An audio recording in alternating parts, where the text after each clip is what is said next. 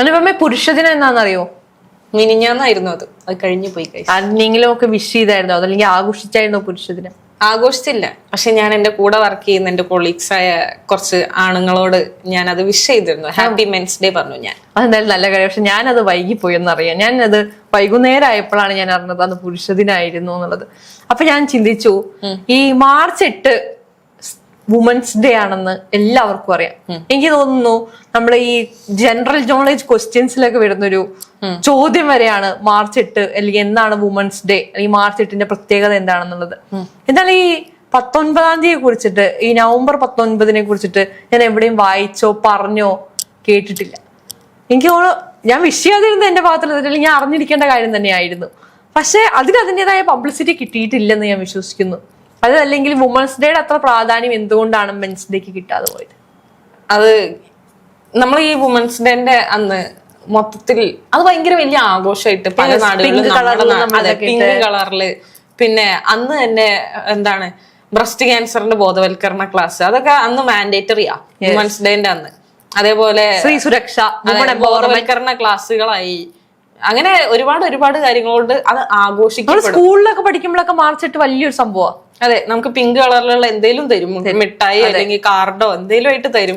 അന്ന് തന്നെ ഞാനൊരു വുമൻസ് കോളേജിലാണ് പഠിച്ചത്, ലേഡീസ് അല്ല ഗേൾസ് സ്കൂളിലാണ് പഠിച്ചത്.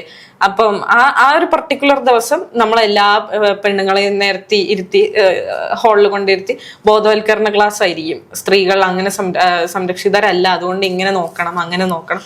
അങ്ങനെ അത് രജിസ്റ്റർ ചെയ്യപ്പെടും അന്നേ ദിവസം. അന്ന് സ്ത്രീ ദിനം അല്ലെങ്കിൽ എന്താ പറയാ വുമൻസ് ഡേ ആണ് എന്ന് അവിടെ അന്ന് രജിസ്റ്റർ ചെയ്യപ്പെടും. പക്ഷെ മിനിഞ്ഞാന്ന് എന്താണ് പുരുഷ ദിനമായിരുന്നപ്പോ ശില്പ പറഞ്ഞ പോലെ ശില്പ പോലും അത് ഓർത്തില്ല, അല്ലെങ്കിൽ അറിഞ്ഞില്ല. അത് ആരും അറിഞ്ഞില്ല എന്ന് തന്നെ വേണമെങ്കിൽ പറയാം നമുക്ക്. അത് എവിടെയും ആഘോഷിക്കപ്പെട്ടതായിട്ടോ അല്ലെങ്കിൽ ആരെയും വിഷ് ചെയ്യുന്നതായിട്ടോ ഒന്നും ഞാൻ കേട്ടില്ല. കാരണം കുറെ കഴിഞ്ഞപ്പോ ഒരുപാട് പോസ്റ്റുകൾ ഇൻസ്റ്റാഗ്രാമിൽ കാണാൻ വഴി. അങ്ങനെയാണ് ഞാൻ കണ്ടത് വിക്കി തഗിന്റെ ഒരു വീഡിയോ ആണ്.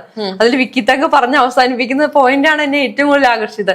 ഇനി ഞാൻ ഇവിടെ പുരുഷ ദിനത്തെ കുറിച്ച് പറഞ്ഞു എന്നും പറഞ്ഞിട്ട് ഈക്വാലിറ്റിയും കൊണ്ട് ആരും വരരുത്, സ്ത്രീ ദിനത്തിനും ഞാൻ അതേപോലെ ഉപദേശവും കൊണ്ട് വന്നോളാം.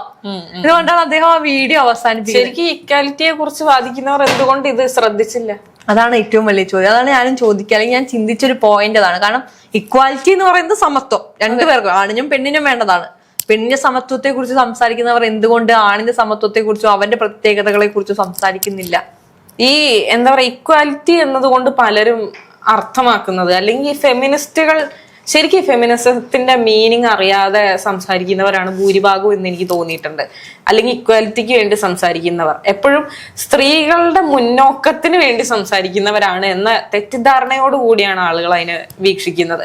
അല്ലെങ്കിൽ പുരുഷന്മാർക്ക് ഒരു പടി മുകളിലായിരിക്കണം അല്ലെങ്കിൽ മുന്നിലായിരിക്കണം സ്ത്രീ എന്നാണ് എല്ലാവരും കരുതുന്നത്. പക്ഷെ അങ്ങനെയല്ല, നമുക്ക് എല്ലാം തുല്യതയാണ് വേണ്ടത്.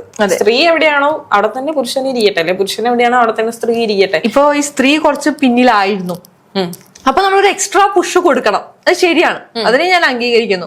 ആ എക്സ്ട്രാ പുഷ് കൊടുക്കുമ്പോ അത് മറ്റേ പുരുഷന്മാരെ താഴോട്ടേക്ക് വലിച്ചിട്ട് ആകരുത്.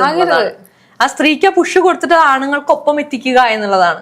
അല്ലെങ്കിൽ ഇന്ന് സ്ത്രീകൾ ആണുങ്ങൾക്കൊപ്പം തന്നെയാണ് എല്ലാ ജോലികളും ചെയ്യുന്നത്, എല്ലാ കാര്യങ്ങളും ചെയ്യുന്നത്. അത് പോയിന്റ് ഔട്ട് ചെയ്ത് പറയേണ്ട ഒരു കാര്യമാണ്. നമ്മൾ ഈ സ്ത്രീ സമത്വത്തെ കുറിച്ചോ അല്ലെങ്കിൽ മൊത്തത്തിലുള്ള ഒരു സമത്വത്തെ ഇക്വാലിറ്റിയെ കുറിച്ച് സംസാരിക്കുമ്പോൾ സ്ത്രീകള് പല എന്താ പറയാ വിഡ്ഢികളായ സ്ത്രീകൾ, ഞാൻ അങ്ങനെ തന്നെ പറയും, വിഡ്ഢികളായ സ്ത്രീകൾ പറയുന്നത് ഞാൻ കേട്ടത്, എങ്കിൽ പുരുഷൻ പ്രസവിക്കട്ടെ, അത് ഞങ്ങൾ നോക്കട്ടെ.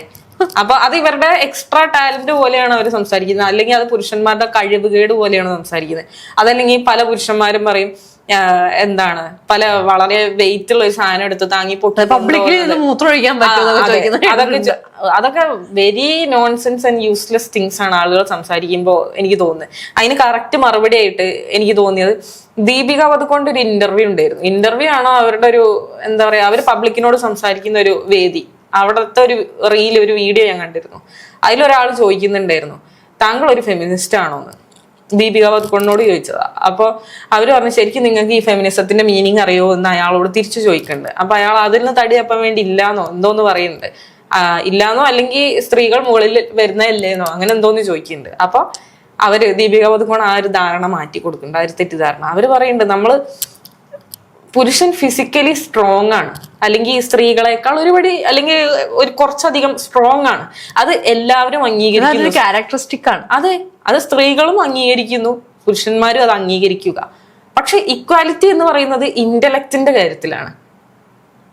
തീർച്ചയായും പുരുഷന് അച്ചീവ് ചെയ്യാൻ പറ്റുന്ന ഒരു സിഇഒ പദവി, അല്ലെങ്കിൽ ഒരു മാനേജർ പദവി, അല്ലെങ്കിൽ പുരുഷന് ഇന്റലക്ച്വലി എത്തിപ്പെടാൻ പറ്റുന്ന എല്ലാ മേഖലയിലും സ്ത്രീക്ക് എത്തിപ്പെടാൻ പറ്റും. It's proved. അപ്പം അതിന് പറ്റുകയും ചെയ്യും. അതിന് പല കാരണങ്ങളാലും തഴയപ്പെടുന്നതിനെയാണ് ഒഴിവാക്കിയിട്ട് അവിടെ ഇക്വാലിറ്റി വരണമെന്ന് സ്ത്രീകൾ വാദിക്കുന്നത്, ഇക്വാലിറ്റിയിലൂടെ. അത് കിട്ടാതെ ആവുന്നത്. പക്ഷെ നമ്മളിപ്പം സംസാരിച്ചു വന്നത് പുരുഷ ദിനത്തെ പറ്റിയായിരുന്നു. അതിലേക്ക് തിരിച്ചു വരുന്ന സമയത്ത് ഈ പുരുഷ ദിനം നമ്മൾ നേരത്തെ പറഞ്ഞ പോലെ സ്ത്രീ ദിനം ആഘോഷിക്കപ്പെടുന്നത് പോലെ പുരുഷ ദിനം ആഘോഷിക്കപ്പെട്ടില്ല.